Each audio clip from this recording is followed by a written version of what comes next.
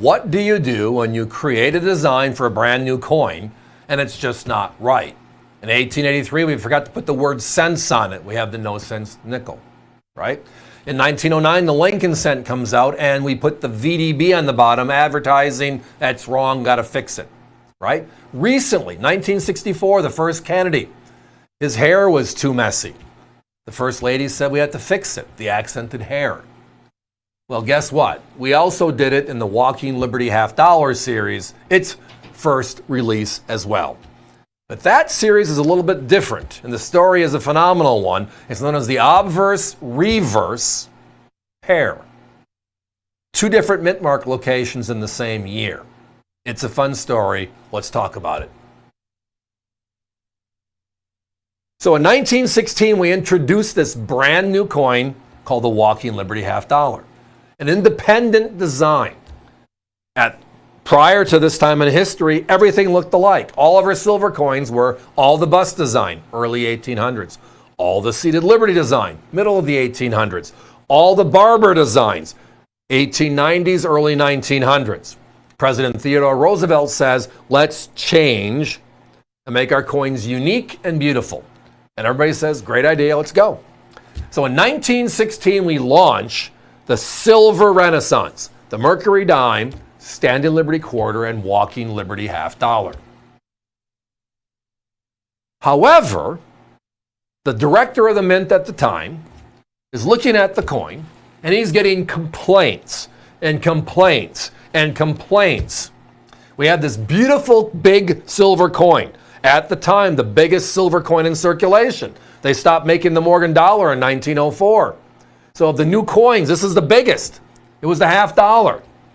We had this beautiful look of Lady Liberty. She's wrapped in the American flag. Look at the stars. It's beautiful. But what's that big giant speck on top of In God We Trust? Because we made that a focal point of the design on the obverse. And it wasn't a question of whether we should or shouldn't have it be a focal point. The question was, why is that big dot distracting the coin? Well, technically, the answer was what? That's not a distraction speck. It is the mint mark. That tells us where that coin was made. So Philadelphia is easy. The coins they approved with the design were Philadelphia, the main mint, right? That's where all the proofs are made. That's where they design all of our coinage. Philadelphia has no mint mark. So it wasn't obvious. When they looked at this, they said, I love it. Let's push it out there.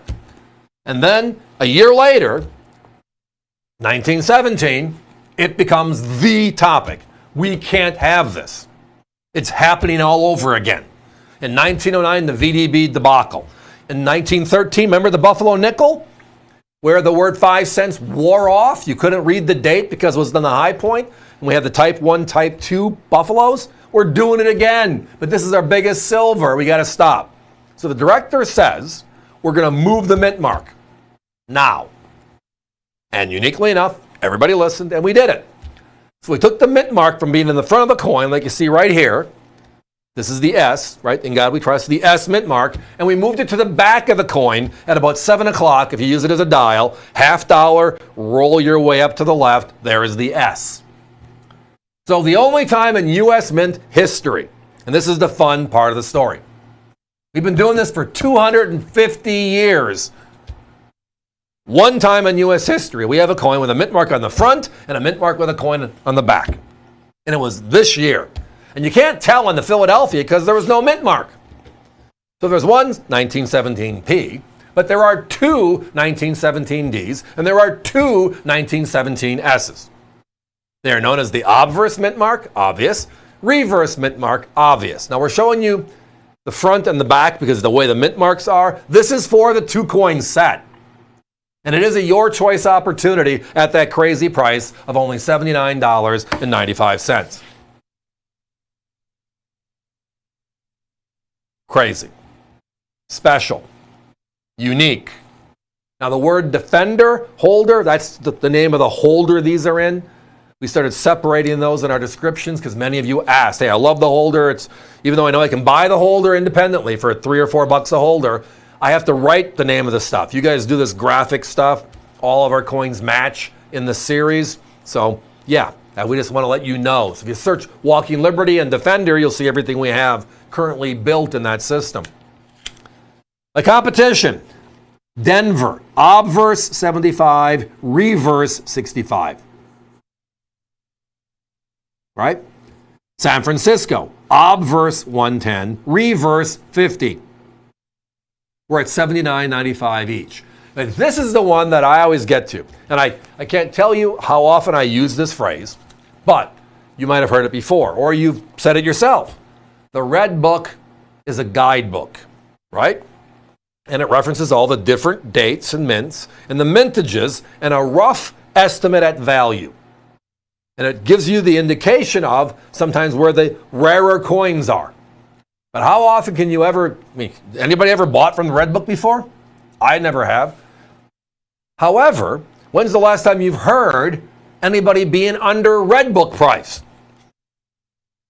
Tonight, our price is here. On this journey we've taken the last year to accumulate these is true.